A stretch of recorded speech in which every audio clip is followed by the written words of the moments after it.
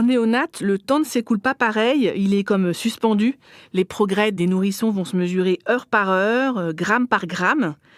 Tout cela sous l'œil de soignants attentifs et de parents qui sont en attente de bonnes nouvelles, malgré la situation et l'incertitude dans laquelle ils vivent. Alice Ledréau est journaliste à La Croix l'Hebdo. Fin 2022, elle s'est rendue dans un service de néonatologie à l'hôpital de Grenoble. Pendant une semaine, elle a vécu les longues heures d'attente aux côtés des parents d'enfants prématurés et recueilli leurs peurs et leurs espoirs. Dans ce podcast, un journaliste de La Croix raconte les coulisses d'un reportage, d'une enquête ou d'une rencontre, ce qui s'est passé avant et comment il l'a vécu. Vous écoutez L'envers du récit. Je m'appelle Alice Ledréau, je suis journaliste pour La Croix l'Hebdo. Et dans le numéro de l'Hebdo du 16 décembre 2022, je raconte mon immersion d'une semaine au cœur du service de néonatologie de l'hôpital de Grenoble.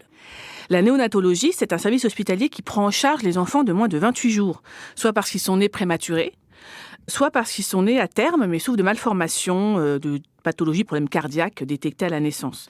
L'idée de ce sujet, ça a surgi parce qu'à la rédaction, on cherchait une idée de dossier pour Noël.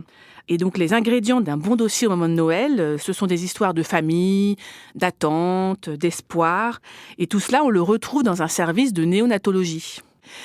À partir du moment où le sujet a été choisi, il fallait savoir où aller. Donc, je suis allée à l'hôpital de Grenoble. Alors, pourquoi Grenoble ? Pour deux raisons. Parce qu'on reproche beaucoup aux journalistes d'être trop parisiens. C'était l'occasion de s'intéresser à un gros hôpital en région. Et surtout parce que l'une des photographes avec lesquelles notre service photo à La Croix travaille avait un contact à la maternité de Grenoble. Et avoir un contact, ça facilite toujours la tâche parce que c'est toujours délicat de faire un reportage à l'hôpital. Il faut des autorisations, encore des autorisations. Et connaître quelqu'un en interne, ça aide à gagner du temps. Au départ, je ne devais rester que 3 jours et je me suis dit que c'était un petit peu court. Le temps, d'apprivoiser les parents, de repérer les bébés qu'il fallait suivre, de bien comprendre comment fonctionnait un service de néonatologie parce que c'est de la médecine de précision, de la médecine très technique. On ne prend pas en charge un bébé comme on prend en charge un adulte. Et donc finalement, j'ai décidé de rester une semaine, ce qui laissait vraiment le temps de gagner la confiance des familles, de se fondre dans le décor, de comprendre les choses et de pouvoir suivre au moins en partie l'évolution des bébés auxquels j'allais m'intéresser.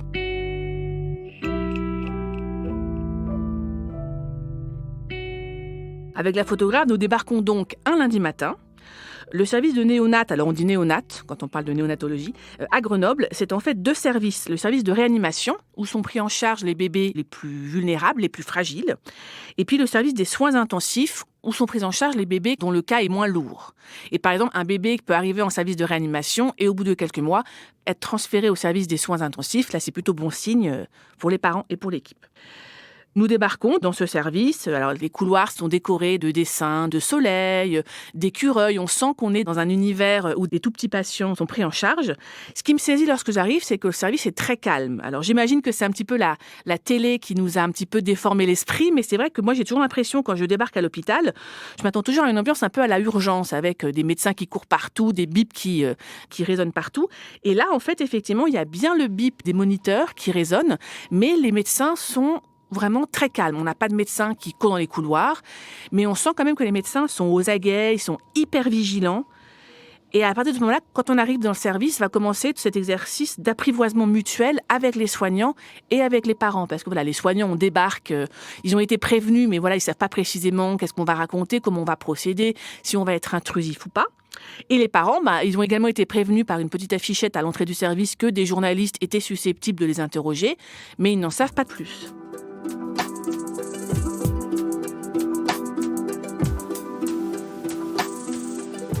Alors, il faut savoir qu'un enfant est dit prématuré lorsqu'il naît avant 8 mois et demi de grossesse. Mais au sein de la prématurité, vous avez différents stades. Vous avez des prématurités tardives, un enfant qui naît à 8 mois, par exemple, et l'extrême prématurité, par exemple, un enfant qui va naître à 5 mois et demi. À Grenoble, la plus fragile du service, c'est une petite fille qui s'appelle Agathe et qui est née à 6 mois de grossesse. Donc ça, voilà, on le sait, mais lorsqu'on arrive sur place, on ne connaît pas les histoires des différents enfants. Vous avez comme ça, au service de réanimation, vous avez les 10 lits avec les enfants, donc c'est des chambres de 2, avec des enfants comme ça qui partagent la chambre, mais on ne sait pas précisément lequel a quel âge, lequel souffre de quelle pathologie. C'est à ce moment-là qu'il va falloir chercher, questionner, interroger les parents pour repérer les parcours forts qui sont susceptibles d'être racontés dans l'article.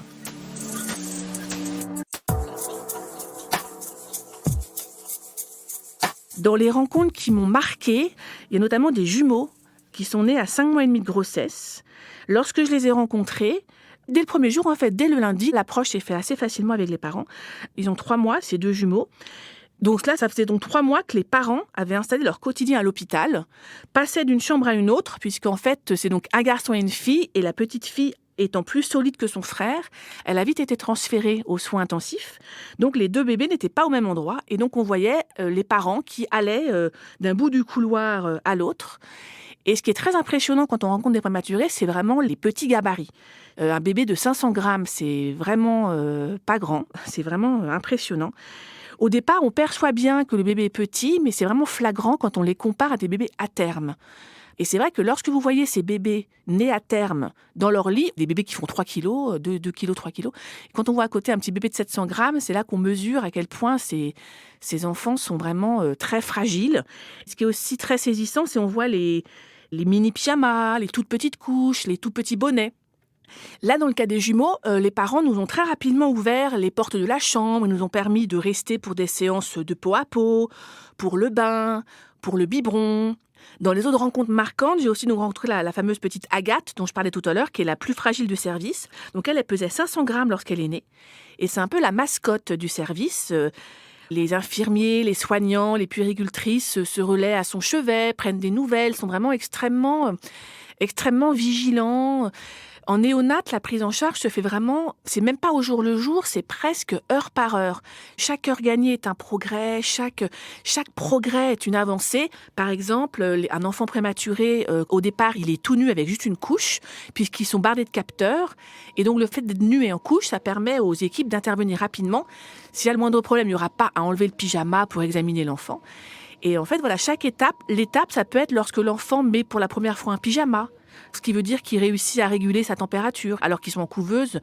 Une autre étape aussi du bébé, ça peut être la première fois qu'il arrive à téter, parce que ce sont des enfants qui, comme ils sont nés avant terme, n'ont pas développé toutes les capacités d'un bébé né à terme.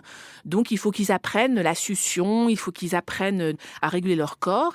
Et donc, l'objectif de la prise en charge de la prématurité, ça va être que l'enfant, en dehors du ventre de sa mère, acquiert petit à petit toutes les fonctions qu'il n'a pas eu le temps d'acquérir in utero. Par exemple, des enfants prématurés vont naître parfois avec des dysfonctionnements au niveau des poumons, parce que les poumons ne se sont pas assez développés, des problèmes de développement au niveau du cœur, parce que pareil, le cœur n'a pas eu le temps de bien se développer. Certains peuvent avoir des problèmes d'audition, des problèmes de vision. Et donc à ce moment-là, le fait qu'ils soient en couveuse, dans des chambres dont la lumière a été baissée, leur permet comme ça de se développer tranquillement. Et on évite également de faire du bruit dans certaines chambres, par exemple la chambre d'Agathe. Tout le monde chuchote, c'est très surprenant. On a un petit peu l'impression d'entrer dans une forme de cathédrale où vraiment c'est très silencieux, très solennel.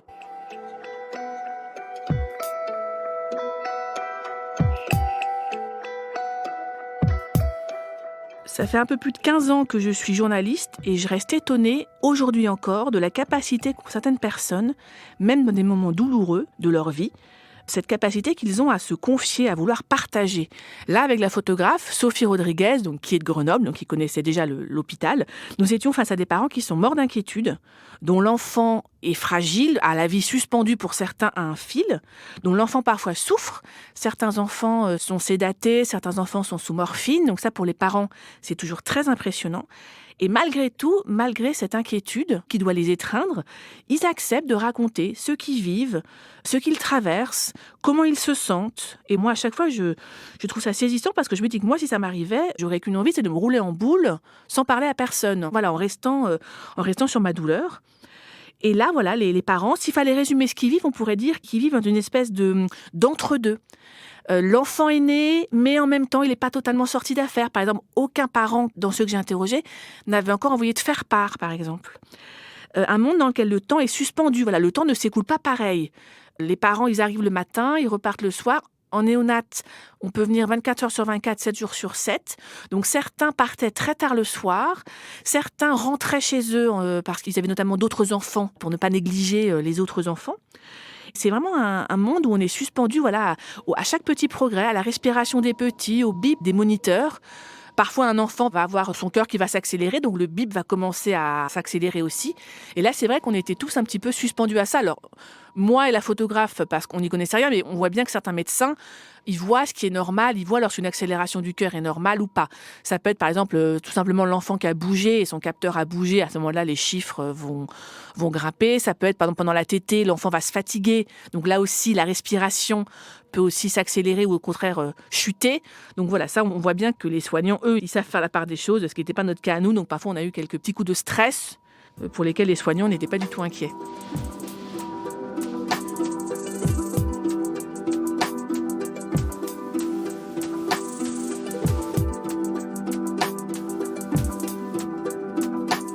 Ce qui m'a aussi frappé lors de cette immersion, c'est quand même, généralement, le journaliste est un être qui est censé être un petit peu indiscipliné. C'est-à-dire, sur le terrain, il va où on lui dit de pas aller, il fait ce qu'on lui dit de pas faire.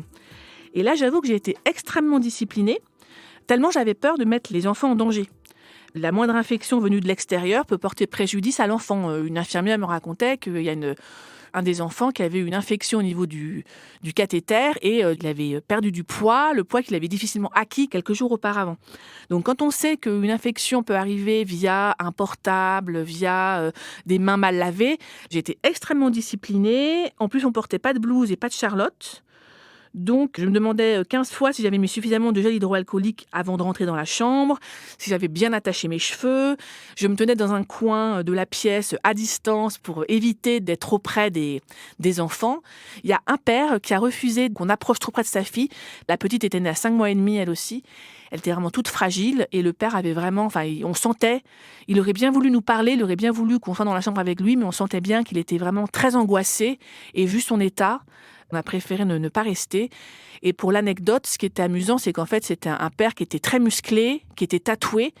Et c'était vraiment surprenant et vraiment très touchant de le voir aussi désemparé face à cette petite fille qui était vraiment toute petite dans ses bras. Il avait beau être très costaud, le père très protecteur, il était complètement désarçonné et à un moment, il a failli faire glisser la petite fille de ses bras et il était paniqué, il commençait à transpirer, il commençait à trembler et le contraste entre les deux gabarits du père et de la fille était vraiment très émouvant.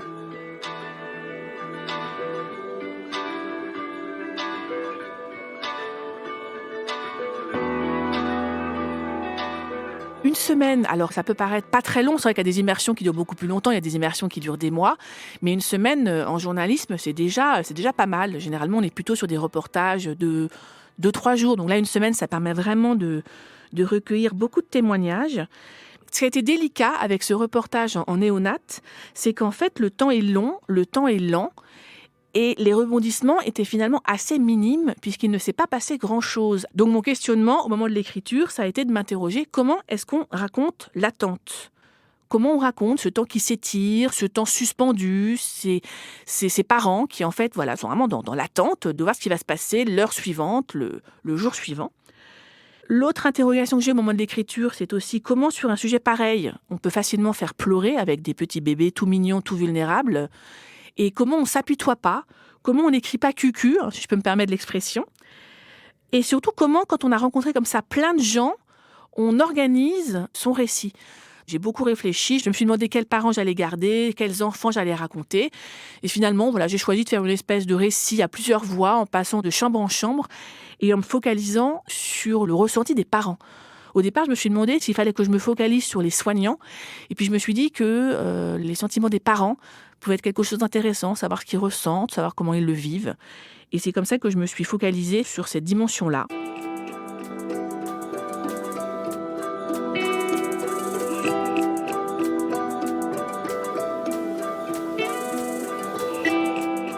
Ce reportage m'a montré l'importance du temps long pour capter le ressenti des personnes que l'on interroge, pour raconter des histoires en profondeur.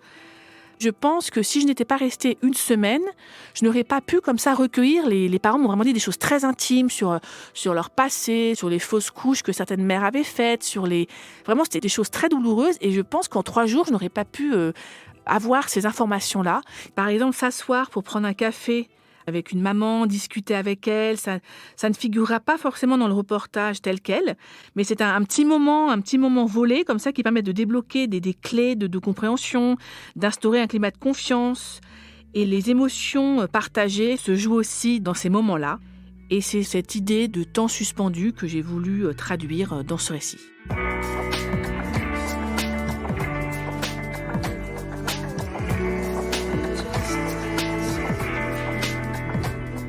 Vous venez d'écouter un épisode de L'Envers du récit.